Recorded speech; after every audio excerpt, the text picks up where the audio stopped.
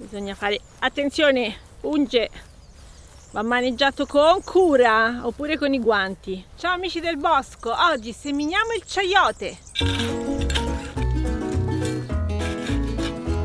In questo video vediamo come metterlo a terra e come aiutarlo ad arrampicarsi per darci i suoi bellissimi frutti.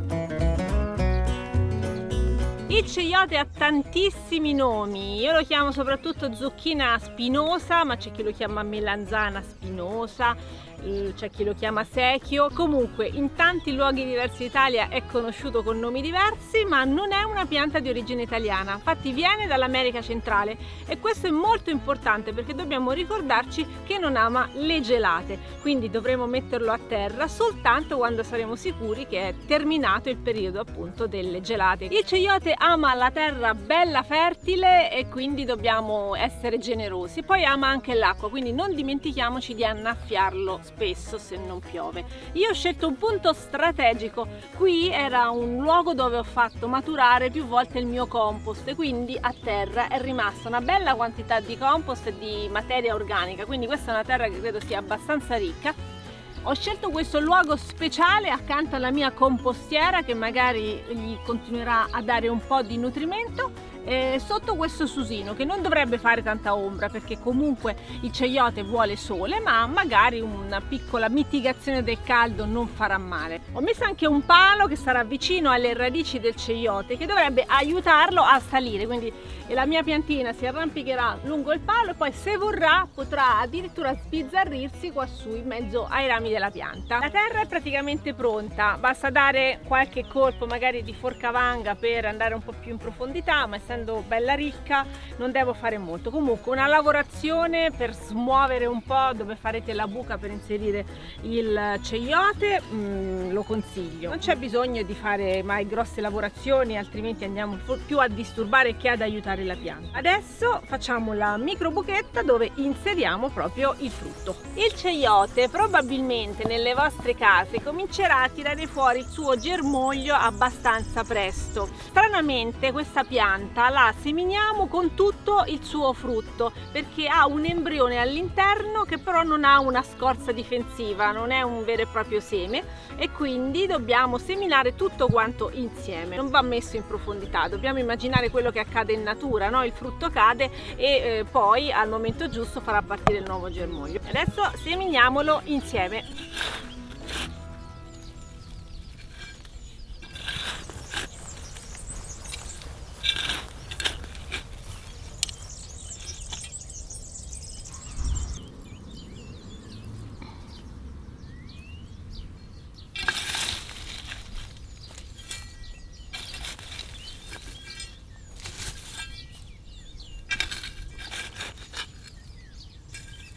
Quindi ho interrato e coperto lasciando fuori i germogli. Se non ci sono i germogli quando andate a trasferire la pianta a terra, non importa, va benissimo, la interrate, poi sarà lei a capire da che parte salire perché troverà sicuramente la luce, quindi non vi preoccupate, potete assolutamente seminarla anche quando ancora è dormiente. Quando invece escono avrete un po' di necessità di andare veloci e allora se il vostro clima non ve lo permette, fa ancora freddo, il consiglio è quello di piantarli su un vaso, quindi aspettare che poi la piantina si sviluppi nelle sue prime fasi e quando è il momento giusto trasferirla a terra. Devo anche pacciamare, io farò una bella pacciamatura robusta stavolta utilizzando anche un cartone che poi coprirò con dell'altra materia organica. Lo utilizzo perché questa terra che è anche piena di lombrichi, non so se l'avete notato mentre la lavoravo, piace molto ai miei merli e quindi verranno sicuramente qua a scavare per tirare fuori altri lombrichi. Allora cerco di fare una protezione per difendere la mia piantina. Allora faccio un bel buco così il mio chayote entra dentro senza problemi, non faccio danni e vado così, ok? Quindi le mie piantine escono, il chayote è qua sotto al centro, però io ho uno strato di cartone che poi con l'acqua si decomporrà rapidamente, che mi protegge bene la vita sottostante, perché qui abbiamo un terriccio ricco, abbiamo visto, di lombrichi.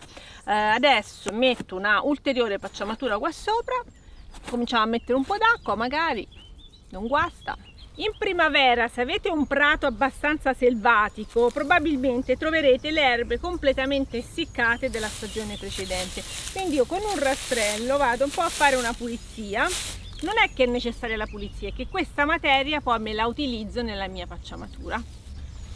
Faccio pulizia qua nel fossato, togliendo un po' di erbe secche e contemporaneamente ottengo la mia pacciamatura. Tutto a chilometro zero.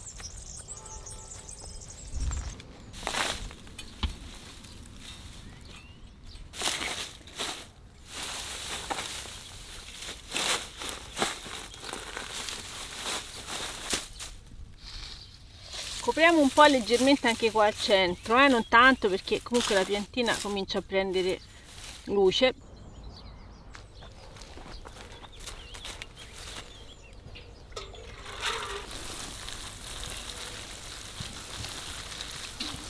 Quest'altro ceiote, che è anche un po' più piccolo, lo metto nel vaso, così sarà così.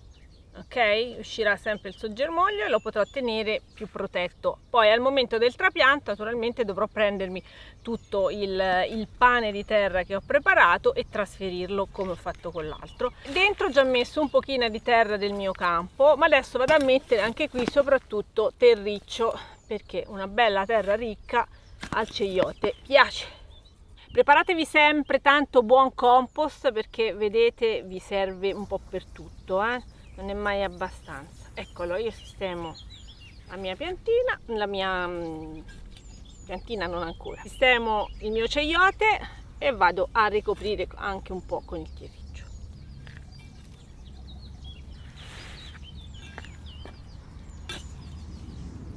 Il vaso lo andiamo a tenere in un posto dove siamo sicuri che le temperature si mantengano abbastanza alte, quindi un garage luminoso se ce l'avete, una rimessa, una serra, o anche in casa, insomma per qualche settimana si può tenere anche in casa una piantina. Annaffiatela senza esagerare, ma insomma in modo che ci sia sempre un terriccio umido. Il ceiote è una pianta perenne, vuol dire che quando la nostra piantina si sarà trovata bene nel posto dove la metteremo, lei d'inverno scomparirà, farà seccare tutta la parte aerea, ma le radici rimarranno sotto, pronte a ripartire. Questo naturalmente funziona se le temperature non sono troppo fredde, e quindi possiamo anche scegliere dei luoghi protetti. Ne ho un'altra per esempio seminata vicino a casa, quindi vicino a dei muri che la proteggono, quindi scegliete anche dei luoghi protetti, un microclima adatto, e vedrete che potreste avere la vostra pianta per tanti anni che rifiorisce, che risorge senza necessità di ripiantarla. È una pianta che cresce tantissimo e se diventa perenne, appunto, ogni anno sarà più forte e avrete sempre più rami. Ci potete fare veramente dei pergolati pieni di ombra, belli, insomma, che saranno anche molto piacevoli, ed è anche molto produttiva. Queste zucchine sono buone da mangiare, buonissime, una via di mezzo tra zucchine e patate, quelle che sono tutte le ricette con cui utilizzate zucchine e patate, potete utilizzare anche il ceiote. Una bella pianta che vi dura tutto l'inverno, un bel frutto, scusate, che vi dura tutto l'inverno, e ne potete avere veramente tanti. Se la vostra pianta trova la posizione e la terra giusta, vi darà tanti frutti, veramente una pianta dell'abbondanza. Quindi io suggerisco di metterla assolutamente. Se avete una food forest poi è assolutamente immancabile, perché si integra bene con tutte le altre piante.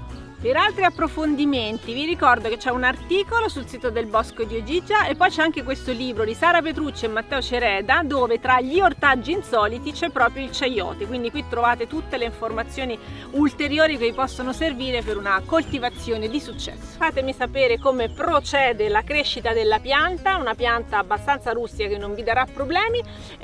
Lasciatemi quindi i vostri commenti. Grazie di aver visto anche questo video, un like vi prego non ce lo fate mancare. Ci vediamo al prossimo, ciao!